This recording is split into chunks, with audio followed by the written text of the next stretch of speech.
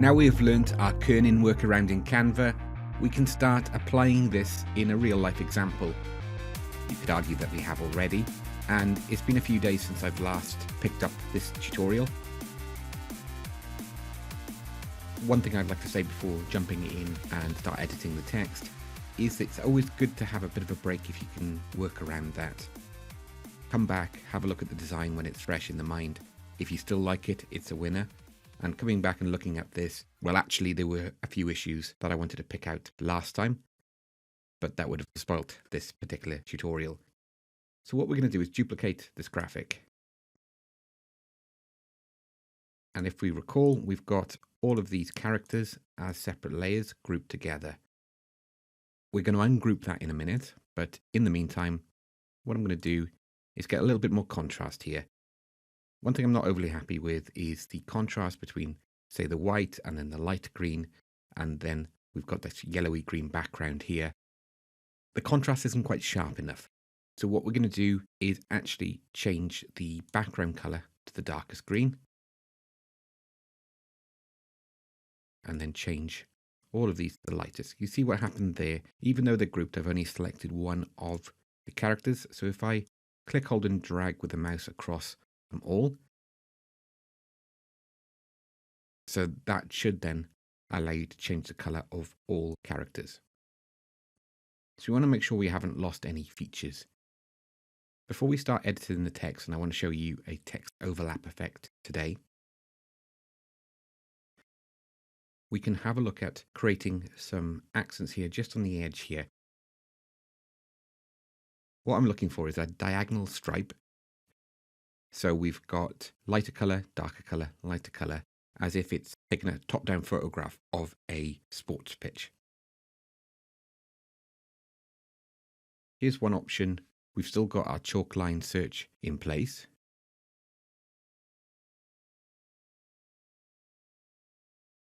I could use this one, but that one's quite busy. I can have a look at see all and see if there's any options that could work really nicely for me.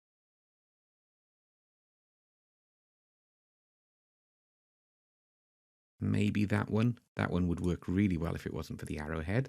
So that's something we could potentially have a look at. Got too many layers together there. Double click on it.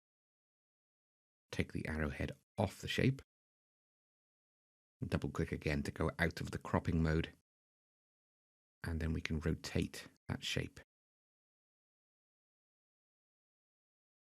And then enlarge it.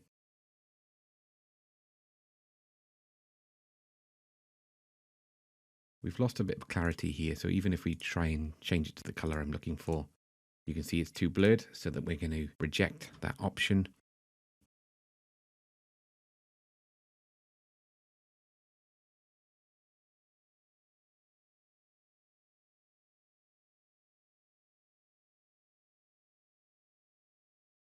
We could do it on that one, but there's not quite enough of the feature to make it worthwhile. So we may well go back to the previous examples, maybe even this one here.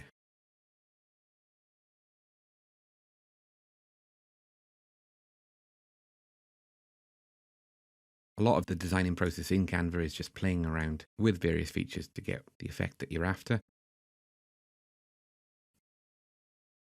Quite like this because it still brings through some of the background in as well.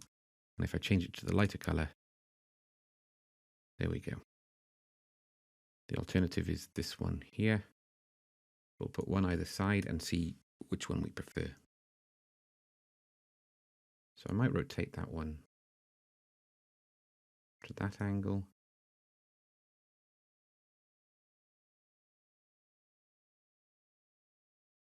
I think that looks more natural, but obviously you may have a different take on it.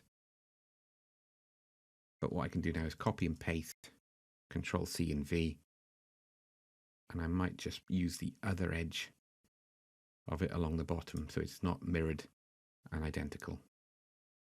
So that takes it out of the strict line shape. I suppose we wouldn't be overly happy with the groundsman if they were cutting lines like that, but that gives us something a little bit different. Okay, on to the main part of this tutorial, and we're going to have a look at each of these characters and apply an effect so we have each character overlapping the one behind it.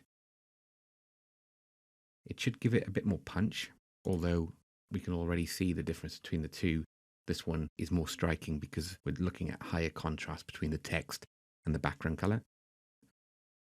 What I can do now is ungroup. And I'm going to start on the right-hand side. I'm going to bring the element to the front. And I'm going to Effects. And I'm going to use the shadow effect. The last thing I'll do actually is change that color. And I'm going to change it to match the background because I don't want an overly strong shadow effect. But this is the text effect style. Really handy. Lots of flexibility with it as well.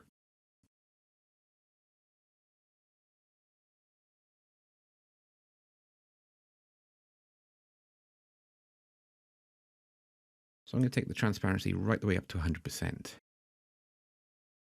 I'm going to reduce the offset and also change the direction so it's mainly going to the right and take the offset in again. I don't want it to be overly strong. And then I'm going to increase the blur. So that starts to look a little fuzzy. Now by changing the drop shadow color, of course it's going to be invisible on this character. We can now bring them each to the front, one in front of the other.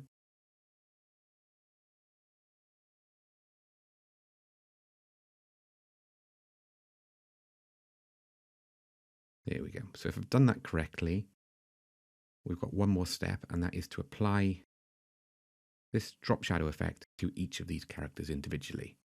The good news is, by selecting the one we've already done, we've got the copy style option available. So I'm going to select that, and now I'm going to start selecting characters individually. I'm just hovering over so I can see the bounding box around the C. It's quite fiddly on this one, so I just need to get the right point. If you're struggling with that, you can move them apart just to apply the effect and then back together afterwards. Because we're applying the effect to each of these, I can just keep going across one. I don't have to keep selecting the H every time as well.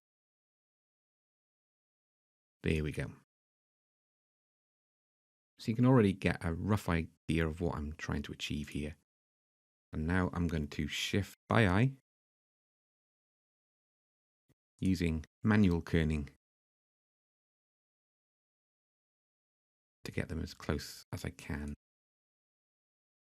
but in a way that we can still read the text comfortably.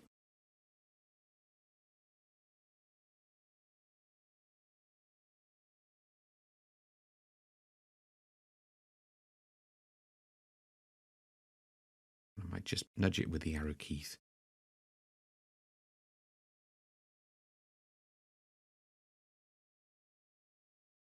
Okay, so we've got that working quite nicely now. I can just adjust them by selecting them all and moving them back to center because they will have moved. I might try one more effect by selecting the A, holding down the shift, and then the C. I might alternate the letters again to make sure that they jump out and are easy to read.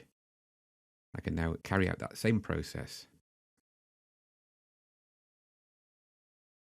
by ungrouping characters at the bottom.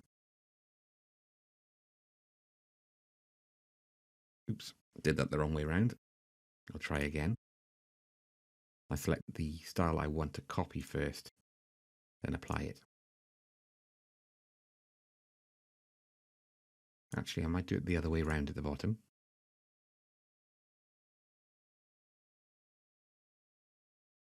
So again, I select the A, then the D.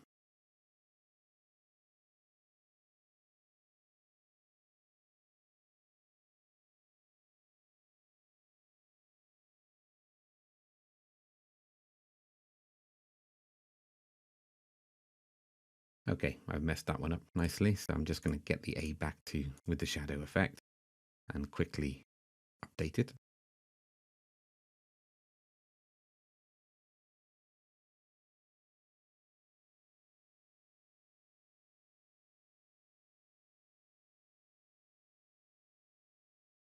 I'm going to bring the right one to the front first. It already is. So.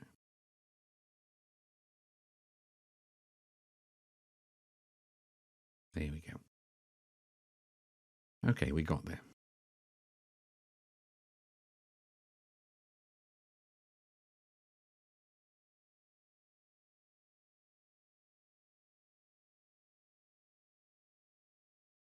Don't need quite as much of an overlap on the bottom text.